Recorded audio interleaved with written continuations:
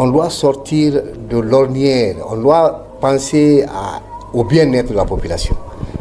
Ce qui est important dans toute cette transition, c'est qu'on doit sortir de la transition pour être dans une stabilité qui va permettre aux investissements d'évoluer. Parce que un pays qui est dans la transition ne peut pas aspirer à un développement harmonieux dans l'avenir.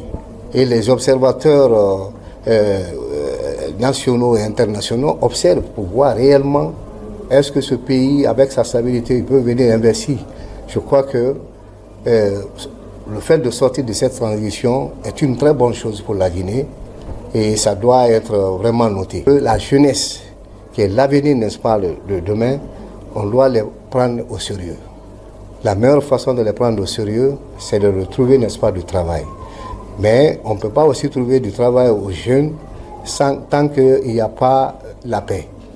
Et cette paix-là, il faut mobiliser, n'est-ce pas, les jeunes. Donc ce conseil que je vais dire, ça va concerner la jeunesse. Les jeunes n'ont qu'à prendre conscience de leur état actuel.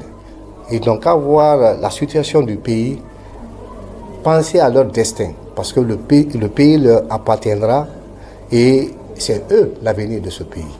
Donc si vraiment ils ont cette conscience, je crois, c'est pourquoi d'ailleurs dans la Constitution on parle, n'est-ce pas, de cette sensibilisation par rapport, n'est-ce pas, à la paix. Tout ça là, ça a été écrit, n'est-ce pas, dans cette Constitution-là. Il faut qu'il